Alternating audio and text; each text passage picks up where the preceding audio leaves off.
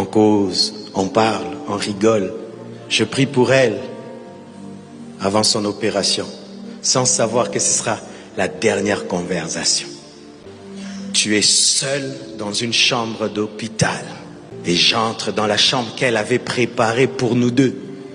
Et tu trouves une belle chambre préparée par quelqu'un qui est mort. Tu vas dormir comment?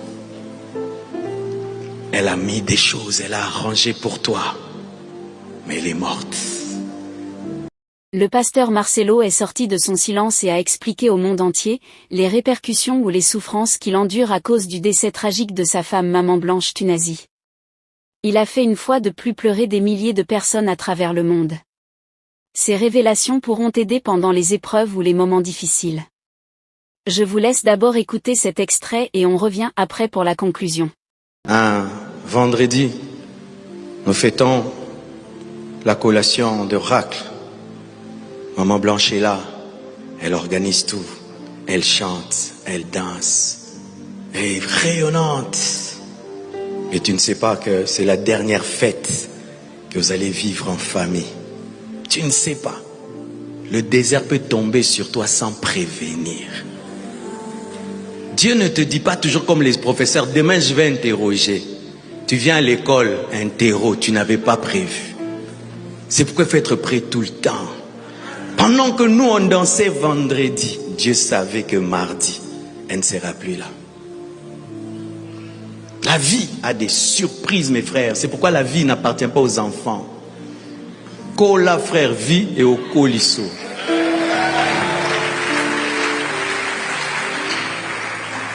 Elle fête vendredi, samedi elle prend l'avion. Dimanche je viens, je prêche. Lundi je la rejoins. J'atterris mardi. Directement, je vais à l'hôpital. On cause, on parle, on rigole. Je prie pour elle avant son opération, sans savoir que ce sera la dernière conversation. Elle part, elle ne revient plus. Elle meurt mardi. On me cache, mais l'esprit me dit, elle est morte. Dieu te dit que ta femme est morte. Tu imagines ça? Le médecin te dit, on la réanime. Dieu me dit non, on te ment. Tu es seul dans une chambre d'hôpital. Les médecins te mentent. Dieu te dit, frère, tu es seul. Jusqu'à ce que tu insistes et on te la montre. Elle est partie. J'arrive, mes frères, aéroport, hôpital. Mais quand elle meurt, je la laisse à l'hôpital. Je dois rentrer à l'hôtel. Mais je n'étais pas à l'hôtel. Et j'entre dans la chambre qu'elle avait préparée pour nous deux. Et tu trouves une belle chambre préparée par quelqu'un qui est mort. Tu vas dormir comment? Elle a mis des choses, elle a arrangé pour toi. Mais elle est morte. Frère,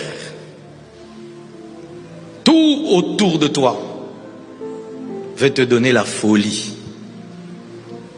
Et j'ai passé une nuit comme ça, au coin du lit.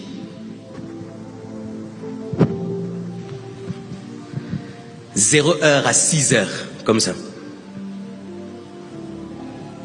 Tu regardes la fenêtre, tu as envie de te jeter. Dieu te dit, Marcelo, il y a une mission, tu dois vivre.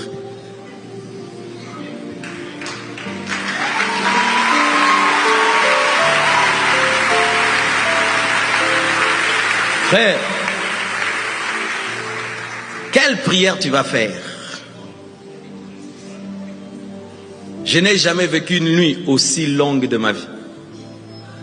Cette nuit-là, elle avait fait même 48 heures, 50 heures. J'attends le matin n'arrive pas. Et Dieu te dit une chose seulement. Rends-moi grâce. Je vais te rendre grâce de qu'est-ce que tu as fait de bon. On rend grâce à Dieu, même si ta logique te dit que Dieu a fait mal.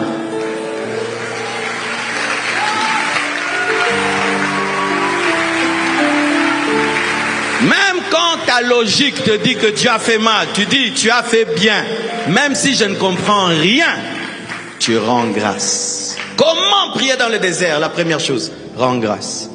Quand tu rends grâce, ça t'évite d'insulter Dieu. Parce qu'il est impossible d'insulter Dieu et de rendre grâce au même moment. Il faut que ta bouche soit monopolisée par l'action de grâce. Deuxième chose, sois conscient que Dieu est là. Parce que le désert te donne l'impression que c'est Satan qui a gagné le terrain. Tu crois que Satan a gagné. Tu crois que Satan commence à contrôler. Aie conscience de Dieu.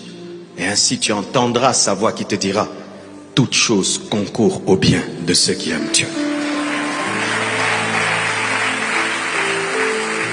Une autre chose, si tu sens que tu dois jeûner, ne mange pas. Ne mange pas. Ne mange pas. Tu décrètes un jeûne à l'immédiat. Pourquoi? Pour que ta sensibilité spirituelle soit au sommet. Parce que tu as besoin d'entendre Dieu.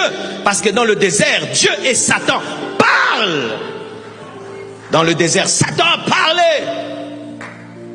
Pourquoi tu écoutes Dieu? Parce que tu peux en sortir, tu es détruit.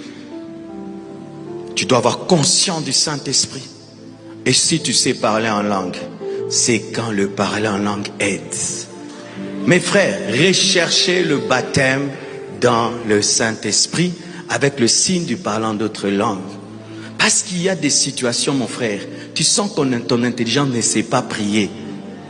Tu vois, et puis la langue te sauve. Koriaskaya Shaya, Legarizaya. Et apprenez à pleurer en langue. Les gens qui pleurent, si tu ne pleures pas bien, tu risques de mal pleurer. Et Dieu te frappe.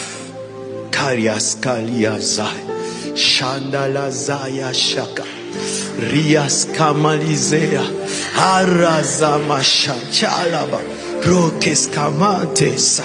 Shinta la brias kamante, harias candelia, shonte caria zute, harazamasha, askamashe, alléluia, riaba. Quand tu commences à prier, la consolation du Saint-Esprit commence à venir.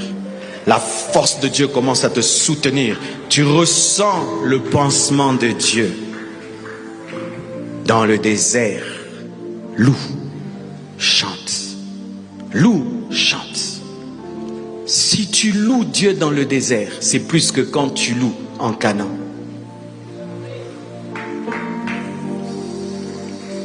Chers abonnés, à l'écoute des déclarations du pasteur Marcelo Tunasi, on comprend bel et bien que jusqu'à ce jour, il n'arrive pas à oublier la mort de sa femme Maman Blanche Tunasi. Cela montre à quel point il aimait sa femme. Et on peut le remarquer sur son physique. Sa mine, son habillement et même son sourire a complètement changé depuis le départ tragique de sa femme. Par la voix de cette chaîne, nous continuons de souhaiter beaucoup de courage au pasteur Marcelo Tunasi.